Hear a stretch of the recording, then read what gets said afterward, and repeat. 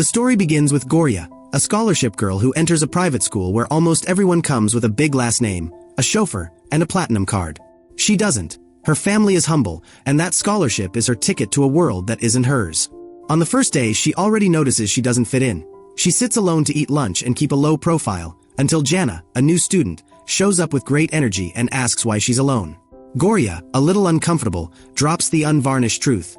Everyone here is rich. I'm not. I'm not on their level. She tells her that if she wants, she can go socialize with the others. But Jana doesn't leave.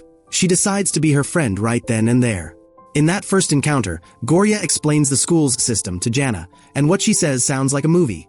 There's a cruel game called the red card. The mechanism is simple and dark. If someone finds a red card in their locker, that day they become the target of bullying. They're taken to a corner of campus, humiliated, shoved, and smeared with rumors. No one interferes because everyone fears the ones who invented the game. The famous F4, for boys with heavy last names, infinite wallets, and absolute social power. In a matter of minutes, the girls see with their own eyes how a student with a red card is dragged and mistreated while the F4 watch from above as if it had nothing to do with them. It's the first time Gorya witnesses that tradition, and something boils inside her. That same day, indignation pushes her up to the rooftop to vent. Between the wind and the shout she throws at the sky, without knowing it, someone hears her. The fourth member of the F4, Ren, the calmest and most artistic of the group, the only one who doesn't enjoy the circus. He doesn't say anything, doesn't step in, but he keeps her name in his head. Later, Gorya meets up with Jana and they finish mapping out who's who.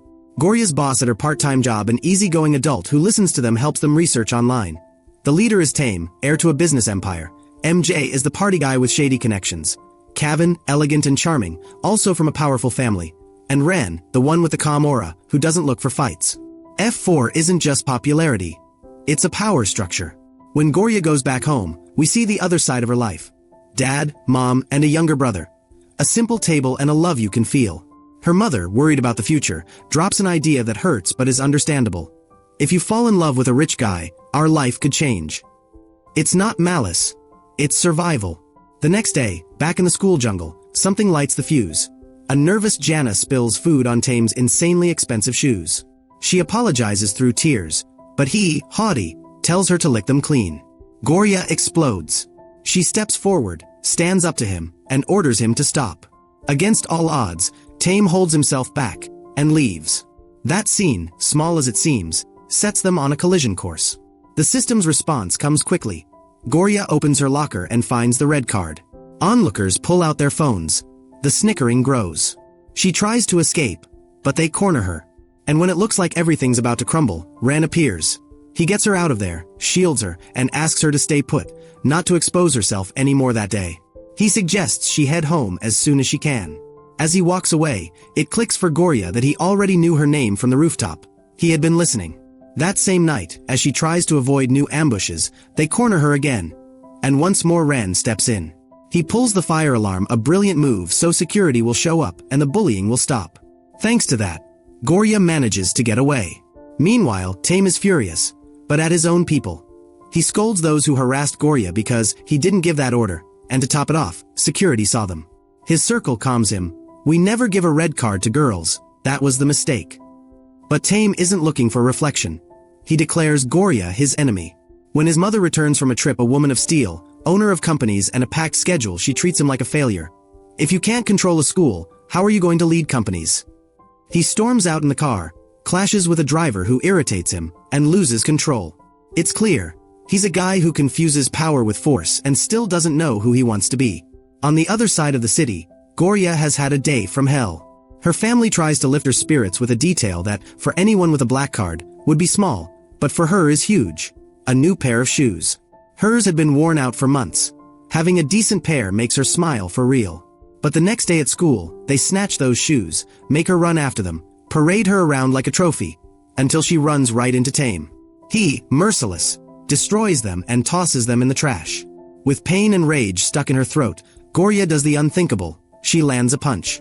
She declares she won't obey any of his rules, and walks away. Phones light up. The video spreads through every hallway. Tame's move to fix what he broke isn't an apology. It's a display. They kidnap Gorya without harming her and take her to a beauty clinic. Full makeover, dress, sparkle. He shows up in triumphal mode. I spent millions. Here are the keys to an even more expensive car. He asks for a public apology. Gorya rejects it all.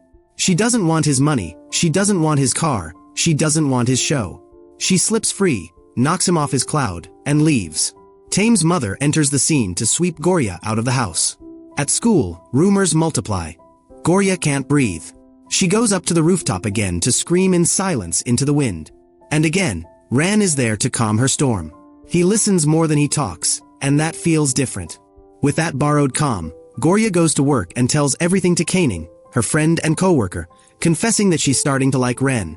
Kaning, who knows who the F4 are, tells her that if he really is different, she doesn't have to run.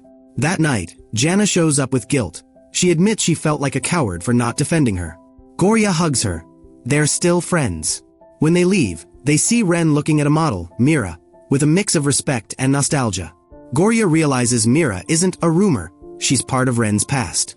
It's clear what he feels for Mira runs deep, and that confuses Gorya. Soon after, the social machinery changes targets and Jana gets the red card. They want to humiliate her and Tame orders them to cut her hair. Gorya doesn't think twice. She steps in and demands they let her go. Tame sets an absurd condition. Apologize to me for what you did and I'll release her. To spare her friend the humiliation, Gorya grabs the scissors and brings them to her own hair. Ren shows up just in time and stops it. The bullies, witnessing that act of courage, apologize to Gorya. They recognize her as someone who truly stands up for others. They invite her to Myra's reception. That night, social life wants her in. The party changes everything. Ren picks Mira up at the airport. They're childhood friends, they have history, codes, and an obvious trust. At the reception, they mock Gorya again. They ruin her clothes. Ren offers his handkerchief and Mira, with stage presence, confronts the bullies and sends them into the water without breaking a sweat. Then she takes Gorya to her room. They chat, get to know each other, and Mira confesses that Ren talks about her often. Don't believe the gossip. Ren and I are friends. She lends her clothes and encourages her to go back to the party. Gorya returns. Ren asks her to dance. Seeing her shine next to Ren, Tame loses it and argues with him. She got a red card. No one can get close. Mira tries to calm Tame. He accidentally shoves her, and Ren lands a punch. The fight explodes. Gorya jumps in to separate them and falls, right on top of Tame. He leaves embarrassed. Her heart is running a marathon. The next day, Tame can't hide his smile. He can't stop replaying how Gorya fell on him. And Gorya, intrigued by Ren's world, visits Mira. She hears that Myra's decision to travel is final. Ren doesn't want her to go because she was his lifeline during bullying.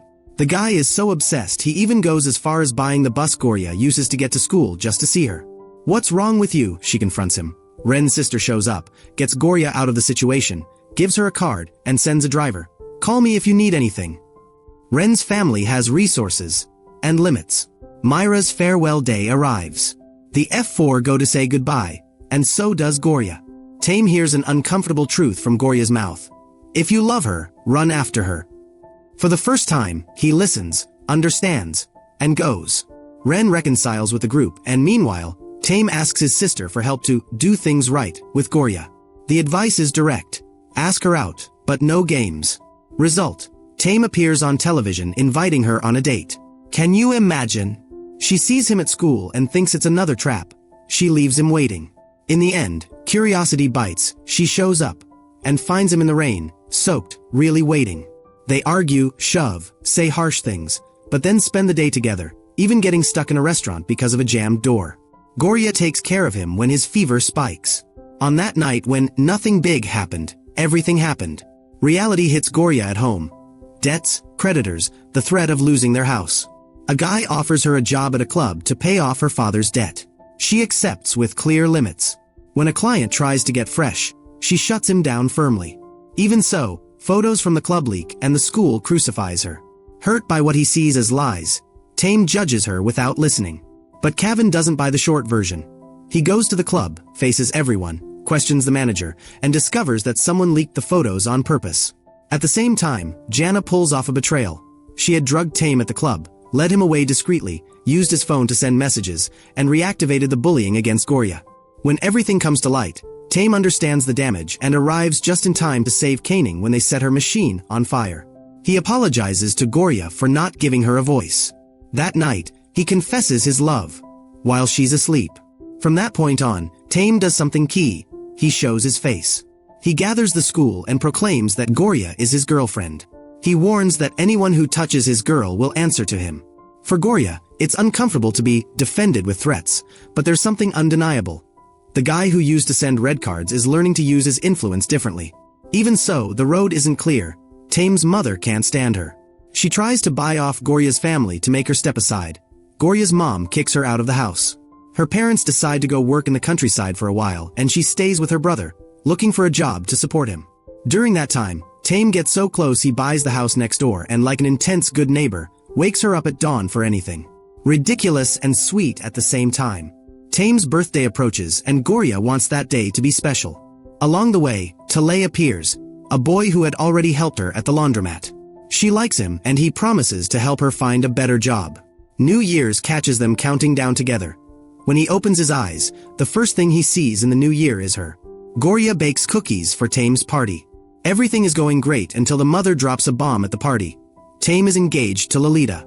Instant chaos. Lolita, who hadn't mattered in the story till now, crosses paths with Gorya, accidentally rips her dress, then apologizes by giving her another one. In the scramble, Tame even gets into the car with Lolita instead of with Gorya and has to come back. The damage is done. The hallways fill with whispers. In the following days, Lolita becomes a frequent presence. She jumps fences to escape security, laughs with Gorya, gives her a dress, and even goes shopping with her. But behind the charm, there's the truth. Tame's mother is pulling the strings of the engagement. When Tame's father falls ill and then dies, the family weight falls on him. At the funeral, Gorya feels out of place. Ren asks if the engagement will go on. She trusts. Tame loves me, he won't allow it. And that's how it is. Tame tells Lolita he won't continue with the arrangement. Lolita admits that at first she didn't love him, but over time she grew fond of him. She's hurt, yes, but she doesn't lie. Talay calls Gorya to say he found a job for her. Just when Gorya thinks a bit of peace is coming, the mother's employees show up and take Tame away for his own good. And everything that seemed normal gets complicated again. Tired of causing trouble for everyone, Gorya makes a soul-crushing decision. She suggests they break up so Tame's life can go back to calm. Lolita shows up with a confession that freezes her. Tame asked me to be his girlfriend. Gorya congratulates her with a smile that falls to pieces as soon as she turns around. On the rooftop, she tells Ren her doubts. In her heart, there's no room for anyone but Tame. At the same time, Talay goes with her to a new part-time job, while Kanan gets ready for graduation with the idea of confessing to Kevin how she feels. At the movies, fate crosses the four of them. Gorya and Talay on one side, Lolita and Tame on the other. Ren records Talay talking to his friends in a way that looks suspicious. Seeing Gorya with Talay, Tame flares up and confronts him. It ends badly. Shouting, a punch, and a warning card in Gorya's locker the next day. Ren steps in, asks for the security footage. Kevin reviews it and discovers that Talay planted the card. But he gets knocked out before he can say anything. That same night, Tame receives a photo of Gorya kidnapped and an address. It's a trap. The plan is set up by Talay, who has his reasons. He wants to avenge a friend who ended up in a psychiatric hospital because of F4's bullying. They tie Gorya up to force Tame to publicly confess the red card game. He admits it and they still beat him. Talay raises a chair to finish him off and then something happens that changes the story. Gorya breaks free, steps in, and takes the blow. Talay cracks. He remembers his friend defending him and lets the chair drop. Violence stops when someone puts their body on the line for someone else. In the hospital, Tame's friends pull a pitch-black joke pretending he died F4, level dark humor, and Gorya almost faints. When she sees it was a prank, she gets mad and taps him in anger, and he takes the chance to tell her he loves her. Lolita hears it, leaves the flowers, and slips away in silence. Ren visits Talay's friend and encourages him to apologize to everyone he hurt. Talay decides to post a video confessing his misdeeds, and Tame's. Then Tame admits he wanted to expose himself and grabbed Talay's phone to do it on his own. In the end, the video was only shared privately. It didn't go viral. Far from chasing spectacle, Tame understands something. Being better isn't about likes. In the middle of that process, the broken vase misunderstanding happens. Playing around with Tame, Gorya knocks it over and Lolita walks in. The head housekeeper, quick on her feet, says Gorya is Tame's employee to save her from a scandal. In debt to them, Gorya offers to work at the house to pay for the vase. She starts cooking for him, running errands. One day she hurts her hand and Tame tends to her gently. She gets spooked by the idea of Lolita hovering around the house and pulls away. The housekeeper treats her wound and confesses the vase wasn't even expensive, that she's already seen Gorya is kind, and that's why Tame loves her. Meanwhile, Cavan and Caning move forward. Marked by his first love Mona, he doubts he deserves anyone. She notices him acting strange. Cavan's story with Mona is one of those that sticks with you. She always helped him, he kept what he felt to himself, and when he finally wanted to listen to his heart, it was too late. Mona asked him to meet at a building, and he didn't go. Years later, Caning finds the place. She discovers that the shadow of a sign on the rooftop formed the words, "I love you," at a certain hour. Everything falls into place. Cavan arrives, understands the message he never read, closes the past, and confesses to Caning how he feels. When it seems like love is finally gaining ground, Tame's mother raises the stakes. She seizes Gorya's house, has her workplace destroyed, fires the housekeeper for taking her side, freezes her son's accounts, and even threatens to disinherit him. Gorya can't take it anymore. She goes to see her and offers a deal. "If you fix everything you broke, I'll walk away from Tame." The lady, cold as a contract, tells her she has cancer and is doing it for her son's future. It hits Gorya right where it hurts most. With tears she doesn't let show, she decides to break up with Tame to save his future, and so he'll hate her and not come looking. She lies. She says she took the money. He looks her in the eyes. "You're lying." But when she gives the necklace back, he leaves shattered. Gorya gets on a train with the necklace hidden and her decision nailed down. The housekeeper begs her not to give up. A year passes. Cavan and MJ are in college. Cavan closer to Caning. Ren searching for Gorya in towns and stations. Tame, now fully involved in the company, does what he never dared. He questions his mother. A partner threatens them with a lawsuit for breaking an alliance. The mother hides behind paperwork, but Tame can't shake the weight of the people who lost their jobs. On TV, he sees Gorya's father talking about his difficulties as a farmer. Ren visits Tame and tells him Gorya is still poor. If she'd taken the money, she wouldn't be like that. It's the missing reality check. Tame gets the address. Meanwhile, in the village, neighbors demand money the family doesn't have. They want to take things from the house. Ren arrives, pays the debts, and calms the storm. Gorya cooks for him and he, with sincere affection, promises he'll always support her. Back at the company, groups of angry employees burst in asking to reverse decisions that cost them their jobs. Tame listens, but his mother pressures him to stay firm. Ren, for his part, takes Gorya and her brother to the beach for a while. They need air. They play, splash, laugh. Then Ren pulls a serious joke. He proposes and asks her to marry him so she'll tell the truth. She breaks down in tears. She still loves Tame. Ren smiles softly, opens his phone with a photo of the F4, and explains that Tame's love for her never went out. Caning confirms that Tame's mother lied about the cancer. Ren decides to get her out of town. She has to face what she left unfinished. At the big boardroom table, Tame lands his own blow. He presents a cleaner plan for the company, breaks shady contracts, and cuts practices his mother had normalized. "From now on, things are done my way," he says without shouting. As he leaves, the owner of a company that lost money confronts him. He sees Tame's mother and, blinded, tries to attack her. Tame steps in and gets hurt. Hospital. Silence. Diagnosis. Possible amnesia of the last 4 years. The mother, instead of crying, takes advantage.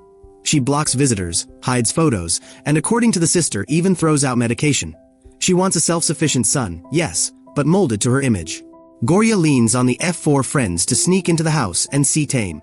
She shows photos, anecdotes, makes him laugh. And he, confused, doesn't remember her. He thinks they're tricking him, calls security, and has her removed. She doesn't give up, he gets angry. In that tension a spark lights, flashes of memory that come and go. The mother barges in, slaps Gorya, and throws her out into the rain. The scene is hard. Soaked, Gorya tells the lady the truth no one tells her. "You never cared about your son's happiness. With me he was happy."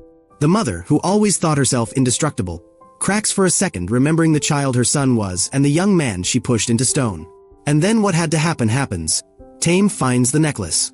He takes it and, as if a floodgate opened, the memories push back in. The rooftop, the rain, the stuck door, the red card, the cookies, the party, the hugs, the fights, the reconciliations. He goes out to find Gorya. She, a sea of doubts, sees him appear. He asks her to tell her story from the beginning. She does. They narrate together, laugh, cry. He apologizes for everything he put her through. In a clear instant, he remembers her. They hug as if they've been given a year of life back. Kevin, MJ, and Ren see the photo that confirms it and quietly celebrate the team's return. With calmer waters, Gorya's family comes back from the countryside. On television, Tame announces he'll go back to school to lead the company with his head and not just a last name. The mother finally loosens her grip. She wants her son to be happy, even if that means studying abroad and choosing his own people. The red card game is officially buried. The school turns the page. Graduation day arrives. Tame sends Gorya a dress from the United States. At the last minute, the family car breaks down, the dress falls to the floor, gets dirty. The clock is ticking. Tame's friends wait for her, but she arrives late and thinks she's missed everything. Until she finds a trail, cards with arrows and little doodles, like a romantic scavenger hunt. She follows the clues, climbs stairs, goes through doors. At the end, Tame appears on a video call. "And the dress?" he asks, teasing. She, laughing and embarrassed, admits it fell. "You look beautiful in anything," he replies. Suddenly, the camera shifts, his friends cross behind him, and she understands. Tame is close by. Yes, he surprises her by coming back to celebrate with her, in front of everyone, without hiding. He promises he won't be late again for what matters. The party that seemed over is just beginning. They dance, hug, and take silly photos. Gorya's parents, with happy tears, applaud. The F4, once a symbol of fear, is now a reminder of how people can change if they dare. Kevin and Kaning look at each other with the peace of those who've already spoken their hearts. Ren smiles without the old knot in his chest. Tame's mother watches from afar and, this time, instead of frowning, nods. In the final voiceover, Gorya sums it up better than anyone. For boys changed her life, but it was her own courage that changed everyone else's. She entered on a scholarship into a world that wasn't hers. She graduated knowing how to set boundaries, forgive with discernment, and love without selling out. And above all, she proved that you can show up with worn-out shoes and still step firmly. If you made it this far, take a breath, drink some water, and follow me. More stories with the same vibe are coming. And you already know. Like, subscribe, and check out the other recaps, they're awesome.